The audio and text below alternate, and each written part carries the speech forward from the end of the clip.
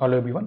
एक बहुत ही important update है जो कि रिलेटेड है काशी हिंदू विश्वविद्यालय में पीएचडी के एडमिशन से रिलेटेड। जैसा कि हम सबको पता है कि 2024-2025 सेशन के लिए मोस्ट ऑफ द कैंडिडेट्स को इंतजार था कि कब विश्वविद्यालय अपना फॉर्म सबमिशन का जो प्रोसेस है वो स्टार्ट करेगा। तो कल से ही यानी कि 6 जनवरी से ही विश्वविद्यालय ने अपने कैंपस में पीएचडी के कोर्स के लिए ऑनलाइन सबमिशन प्रोसेस स्टार्ट कर दिया है। तो चलते हैं, समझते हैं इसके सभी मेजर पॉइंट्स पर कि कौन-कौन से ऐसे स्टेप्स हैं जिसको आप इजीली यदि समझ लें तो आपको एप्लीकेशन फॉर्म भरने में काफ़ी आसानी हो जाएगी। साथ ही साथ एक बहुत ही मेजर पॉइंट पर हम डिस्कशन करेंगे जो कि मोस्ट ऑफ द कैंडिडेट्स के बीच में ये डाउट रहता है कि रेट और रेट एग्जम्प्टेड में जो है वो क्या डिफरेंस है और किन कैंडिडेट्स को किन किन फॉर्म के यानी कि रेट के अंदर में किसको फॉर्म भरना होगा और रेट एग्जम्प्टेड के अंदर में किन कैंडिडेट्स को अपने फॉर्म को सबमिट करना होगा।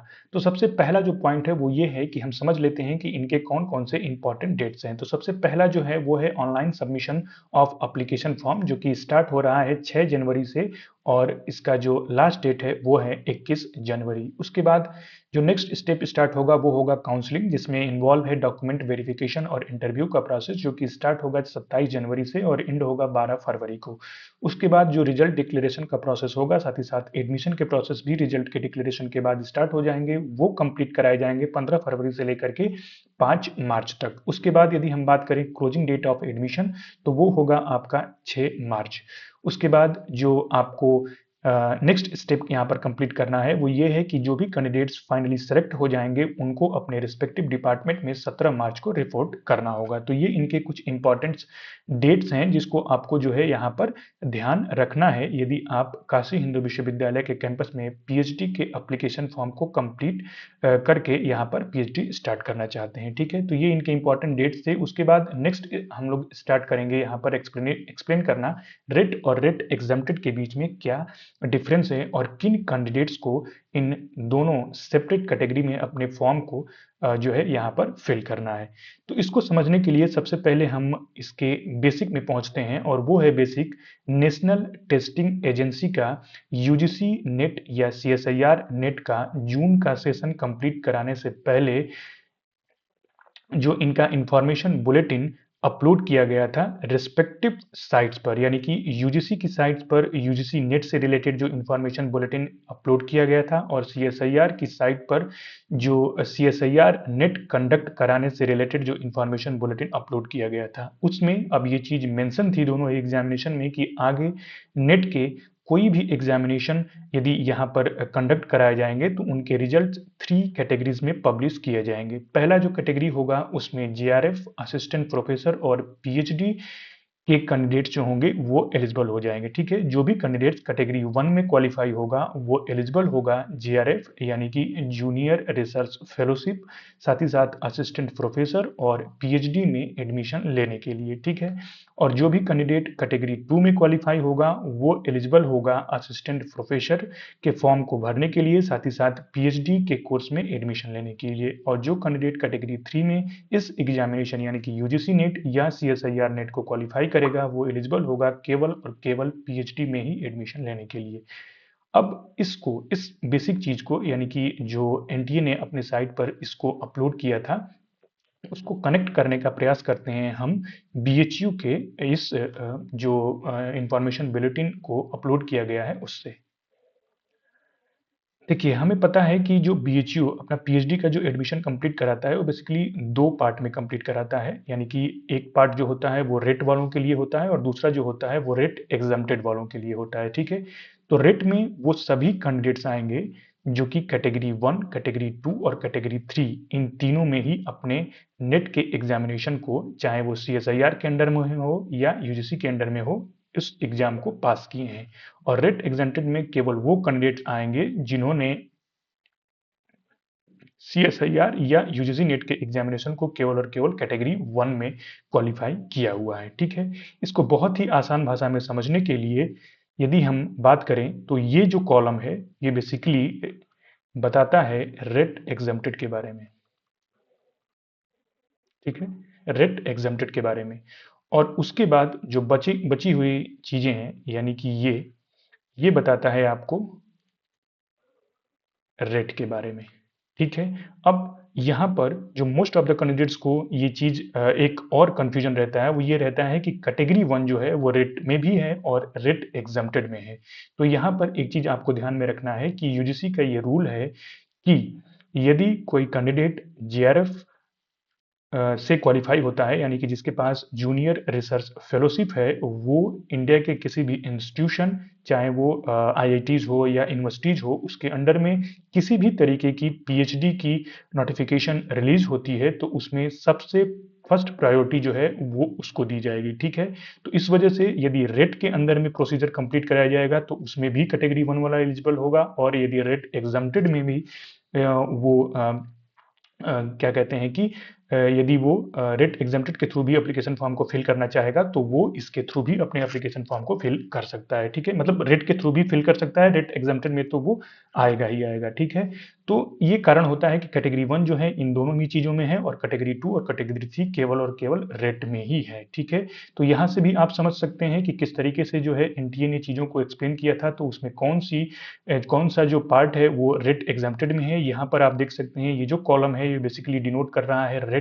एग्जम्प्टेड को, और बची हुई जो चीज़ें हैं ये वो किसको डिनोट कर रही हैं, वो डिनोट कर रही हैं रेट को। ठीक है, तो ये सारे जो एक्सप्लेनेशन है आई होप ये हेल्पफुल होंगे आपको ये समझने में कि रेट और रेट में जो बेसिक डिफरेंस होता है वो क्या होता है। साथ ही साथ एक पॉइंट और है, आपको यहाँ पर ध्यान देना है कि इस सेशन यानी कि 2024 सेशन के लिए जो ये नोटिफिकेशन रिलीज किया गया है यूनिवर्सिटी के द्वारा, उसमें जून 2024 में सीएसआईआर या यूजीसी का जो एग्जामिनेशन कंडक्ट कराया गया था उसके स्कोर ही वैलिड होंगे। ये जाकर के आप इनके इंफॉर्मेशन बुलेटिन पेज 7 पर देख सकते हैं। ठीक है, साथ ही साथ कुछ और जो डाउट्स हैं वो नेक्स्ट स्लाइड में ऑब्वियस है कि वो क्लियर हो जाएंगे। ठीक है, लेकिन सबसे पहले हम समझते हैं कि इनके एप्लीकेशन फॉर्म को आप किस तरीके से कंप्लीट करेंगे। तो उसको कंप्लीट करने के लिए आपको सबसे पहले इनके जो बीएचयू का जो एडमिशन पोर्टल है वो है bhuonline.in, उस पर जाकर के सबसे पहले आपको रजिस्ट्रेशन करना होगा। रजिस्ट्रेशन करने के लिए आपको ये चीज़ क्लियर होनी चाहिए कि आप किस कैटेगरी में एप्लीकेशन फॉर्म को फिल कर रहे हैं, बिकॉज वहाँ पर जब आप जाएंगे तो रेट और रेट एग्जम्प्टेड के लिए दोनों सेपरेट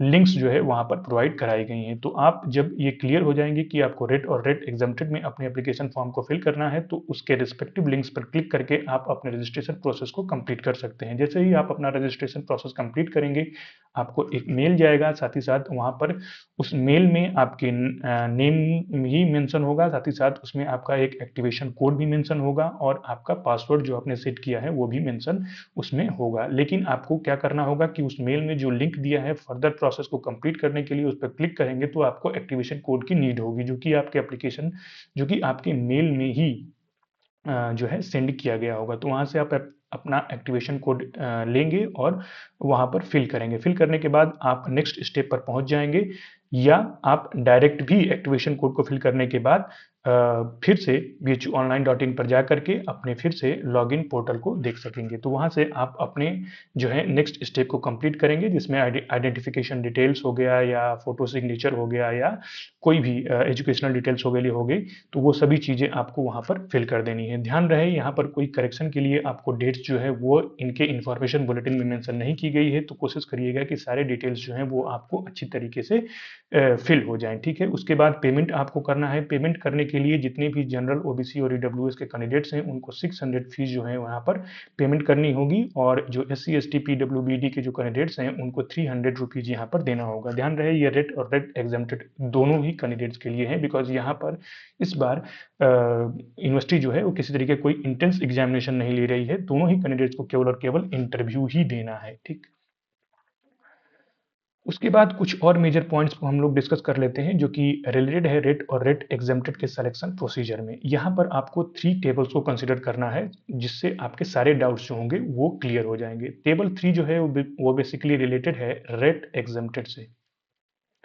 ठीक है, इसमें ये चीज़ मेंशन किया गया है कि रेट एग्जम्प्टेड के जो कैंडिडेट्स होंगे उनका जो सिलेक्शन होगा वो कंप्लीटली इंटरव्यू बेसिस पर होगा, और जिसका वेटेज 100% इंटरव्यू ही होगा। टेबल 4 जो है वो बेसिकली रिलेटेड है रेट से, जिसमें ये चीज़ मेंशन है कि रेट के अंडर में चाहे वो कैटेगरी 1 वो जीआरएफ का ही कैंडिडेट क्यों ना हो, उसका स्कोर जो है वो 70% ही कंसिडर किया जाएगा।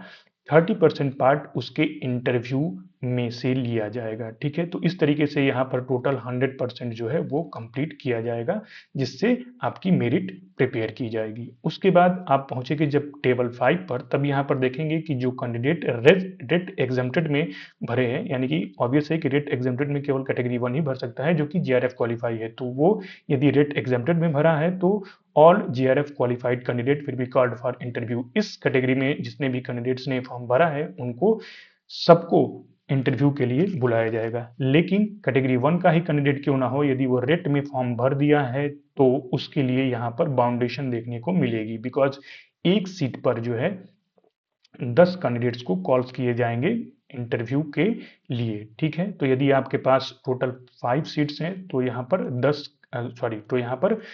कैंडिडेट्स को ही बुलाया जाएगा। एक सीट पर 10 कैंडिडेट्स को यहाँ पर कॉल किया जाएगा इंटरव्यू के लिए। ठीक है, तो ये बेसिकली रेट और रेट एग्जम्प्टेड के सिलेक्शन प्रोसीजर्स थे। ठीक है, उसके बाद यदि आपको सीट्स को देखना है तो आप इनके इंफॉर्मेशन बुलेटिन के पेज नंबर 8 से पेज नंबर 18 पर जाकर के देख सकते हैं, जिसमें 6 कॉलम्स देखने को मिलेंगे। फर्स्ट कॉलम आपको बताएगा name of the department, second आप जो कोर्स चूज कर रहे हैं उसके कोर्स को बारे में बताएगा, और नेक्स्ट जो कॉलम बताएगा वो आपको मेन डिसिप्लिन, और उसके बाद जो है आप नंबर ऑफ सीट्स देख सकते हैं कॉलम 4 में, जो कि रेड मोड से डिनोट कर रहा है, और रेड एग्जम्प्टेड जो कि कॉलम 5 में डिनोट कर रहा है। उसके बाद आप इनके एलाइड डिसिप्लिन को भी देख सकते हैं। जैसे फिजिक्स की यदि हम बात करें तो फिजिक्स का कोड 881 है।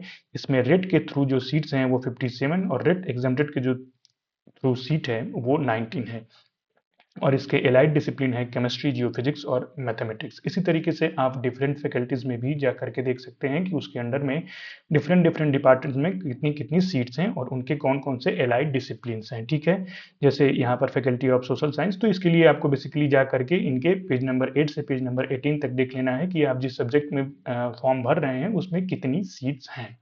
ठीक है, तो ये बेसिकली कुछ इनिशियल इन्फॉर्मेशन थी जो कि आपके एप्लीकेशन फॉर्म को फिल करने में इजी बनाएंगी, और किसी तरीके का कोई यदि डाउट है तो वो क्लियर हो जाएगा। ठीक है, साथ ही साथ यदि कोई चीज़ें एक्सप्लेन करने में हो सकता है चीज़ें आपको समझ में ना आई हो, तो आप इस वीडियो के जो है वो कमेंट सेक्शन में अपने डाउट्स को शेयर कर सकते हैं, बिकॉज मैं भी इसी कैंपस का अभी हिस्सा हूँ। तो यदि किसी तरीके कोई डाउट होती है तो एप्लीकेशन यानी कि एडमिशन की यदि हम बात करें, एडमिशन जब तक कंप्लीट होता है तब तक यदि कोई भी नोटिफिकेशन, कोई भी इंफॉर्मेशन आती है तो आपको इस चैनल पर टाइमली अवेलेबल रहेगा। Thank you.